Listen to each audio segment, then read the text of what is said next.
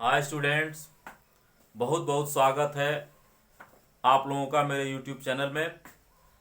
और आप लोग से मेरी गुजारिश है कि आप अधिक से अधिक बच्चों तक इस क्लास का लाभ पहुंचाने के लिए मेरे चैनल को सब्सक्राइब और शेयर जरूर करेंगे।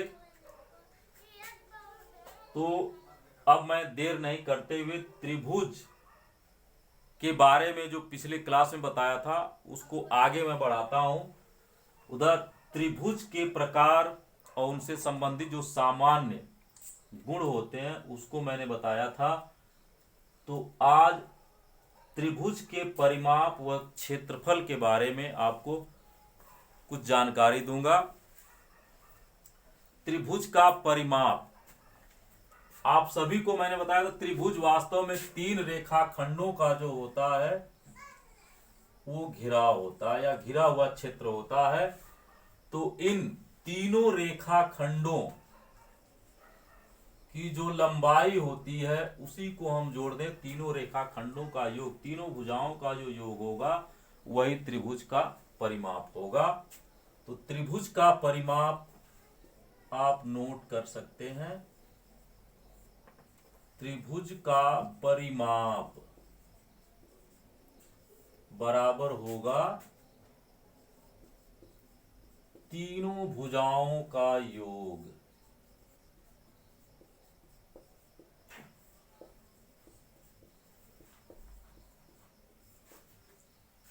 अगर इसी में दे दिया हो इसकी लंबाई 5 सेंटीमीटर, ये 7 सेंटीमीटर और ये दे दिया हो 4 सेंटीमीटर, तो इस त्रिभुज का परिमाप क्या होगा? ये ऐसे लिखते हैं त्रिभुज के सिंबल को।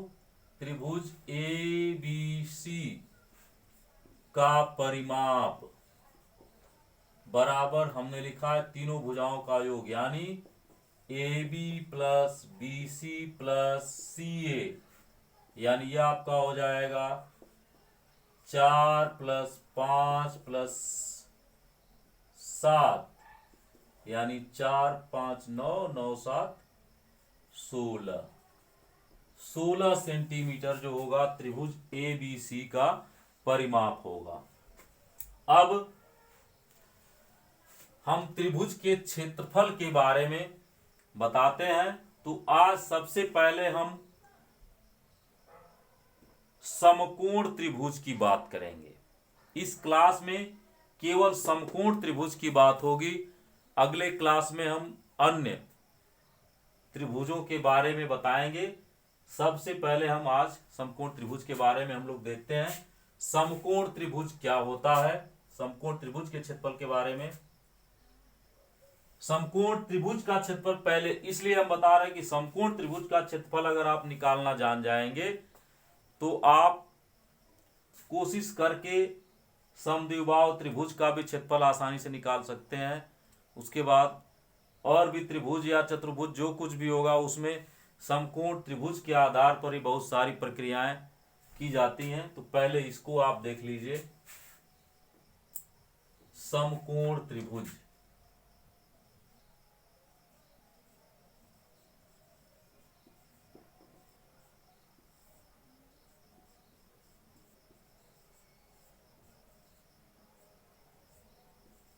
का क्षेत्रफल बराबर होता है 1/2 गुणे आधार गुणे लंब। जिन लोगों के पास एकदम त्रिभुज की हल्की भी जानकारी नहीं होगी वो थोड़ा आधार और लंब को समझ नहीं पा रहे होंगे। आधार और लंब क्या होता है, बेसिक ज्ञान से शुरू कर रहा हूं मैं। आगे आपको मेरी क्लास में बहुत सारी चीजें मिलेंगी, लेकिन पहले मैं बेसिक ज्ञान सबको दे देना चाहता हूं। तो आधार और लंब क्या होता है इसको पहले आप जान लीजिए। समकोण त्रिभुज में हमने बताया था एक कोण जो होता है वो 90 अंश का होता है। ए बी सी त्रिभुज है इसमें एक कोण 90 अंश का होगा, इसीलिए इसको समकोण, एक कोण समकोण होता है, इसीलिए इसको समकोण त्रिभुज की संज्ञा दी गई है। ये 90 अंश का होगा, और 90 अंश के सामने की जो भुजा होती है, समकोण के सामने की भुजा जो होती है किसी भी समकोण त्रिभुज में, उसको कर्ण बोलते हैं, कर्ण। और जो शेष दोनों भुजाएं होती हैं उसमें से एक लंब और एक आधार होता है। ये लंब एक आधार, यानी अक्सर जो भुजा सीधी होती है ऊपर की तरफ उसको लंब बोला जाता है, जो नीचे की तरफ होती है उसको आधार बोला जाता है। लेकिन लंब और आधार के गुण जो होते हैं वो समान ही होते हैं, इसलिए किसी को भी लंब किसी को आधार कहा जा सकता है। तो ये लंब होगा और ये आधार।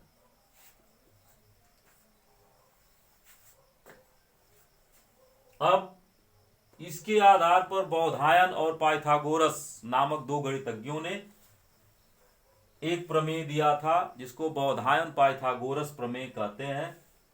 उसके आधार पर जो हम उसका सूत्र बताएंगे, आगे अगर बहुत डिटेल पढ़ना होगा तो कभी उस प्रमेय को भी बता देंगे किसी क्लास में कि प्रमेय क्या है। ये कर्ण, लंब और आधार, उसका जो प्रमेय के आधार पर उन्होंने बताया था जो सूत्र, उस प्रमेय के आधार पर यह था कि आप उसको शॉर्ट में जान सकते हैं कि किसी भी समकोण त्रिभुज के कर्ण पर बने वर्ग का क्षेत्रफल उसकी शेष दोनों भुजाओं पर बने वर्गों के क्षेत्रफल के बराबर होता है। बौधायन पाइथागोरस प्रमेय जो है उसका मतलब है उसी को सिद्ध किया जाता है, तो वो चीज आ जाती है बौधायन पाइथागोरस प्रमेय। किसी भी आप नोट कर सकते हैं, किसी भी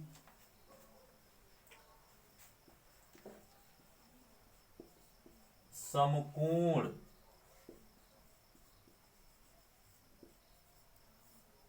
त्रिभुज के कर्ण पर बने वर्ग का क्षेत्रफल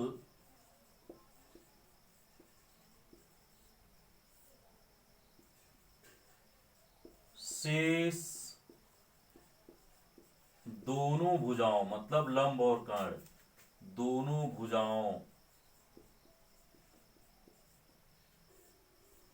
लंब एवं आधार, लंब और कर्ण, लंब और आधार पर बने वर्गों के क्षेत्रफल के योग के बराबर होता है।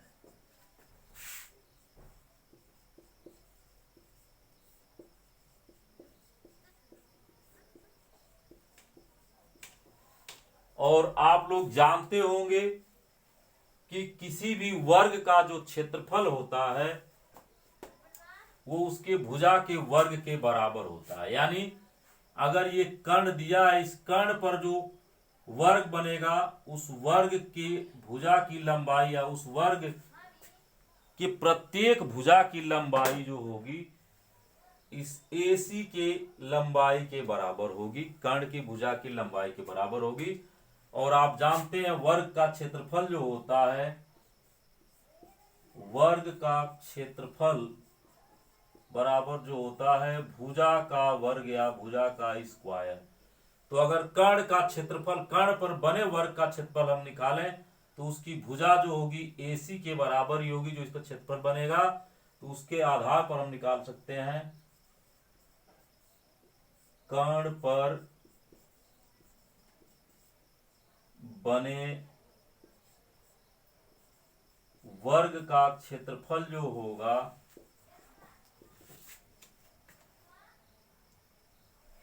कर्ण पर बने वर्ग का क्षेत्रफल, यहाँ ये हो जाएगा AC का स्क्वायर, यानी जो भुजा AC है इसी के माप के बराबर जो होगा वो इसका जो वर्ग बनेगा इसी के माप के बराबर उसकी शेष तीनों भुजाएं होंगी। आप जानते हैं वर्ग की प्रत्येक भुजा की माप जो होती है वो बराबर होती है, तो वर्ग का क्षेत्रफल भी जो होता है भुजा का वर्ग यानी कर्ण पर बने वर्ग का क्षेत्रफल बराबर हो जाएगा AC का स्क्वायर।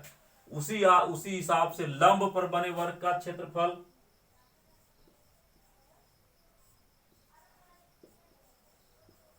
लंब पर बने वर्ग का क्षेत्रफल जो होगा इसकी भुजा का वर्ग, इस पर इसी के आधार पर जो वर्ग बनेगा ऐसे बन जाएगा, इधर जितनी माप इसकी होगी उतनी ही माप शेष तीनों भुजाओं की भी होगी।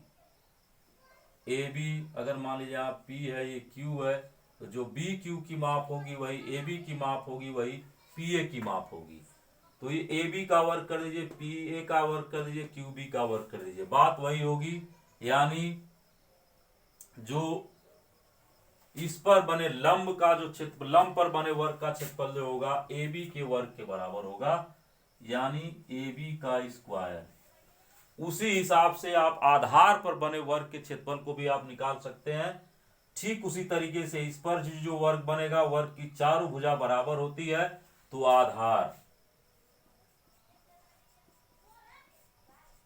आधार पर बने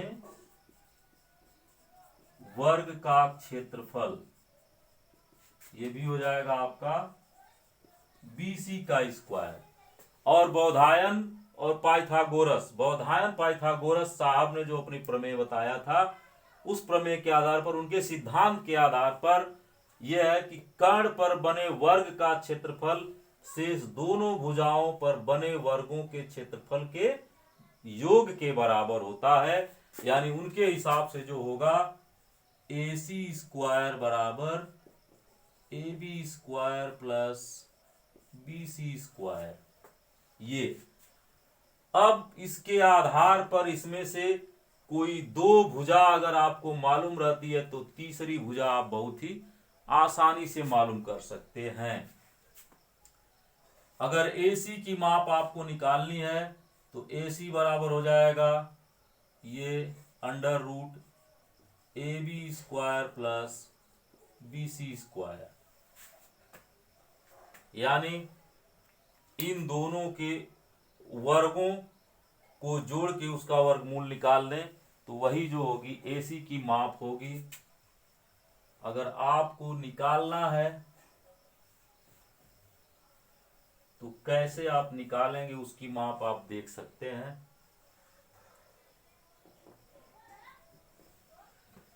अगर दे दिया है ये, ध्यान देंगे, ये 3 सेंटीमीटर इसकी लंबाई दे दिया है, 4 सेंटीमीटर इसकी लंबाई दे दिया है, और कह दिया कि इसका क्षेत्रफल निकालिए, पूरे त्रिभुज का क्षेत्रफल निकालिए। तो आप क्या करेंगे, जब क्षेत्रफल निकालना रहेगा तो आप आसानी से निकाल देंगे ऐसे। त्रिभुज ABC का क्षेत्रफल बराबर हो जाएगा 1/2 गुणे AB गुणे BC। ये लंब है ही, ये आधार है ही, अभी मैंने आपको बताया है। तो इसके आधार पर 1/2 गुणे 3 गुणे 4, 2 एकम 2, 2 दूना 4, 2 तिहाई 6, 6 एकम 6 सेंटीमीटर स्क्वायर या वर्ग सेंटीमीटर इसको आप लिखते हैं।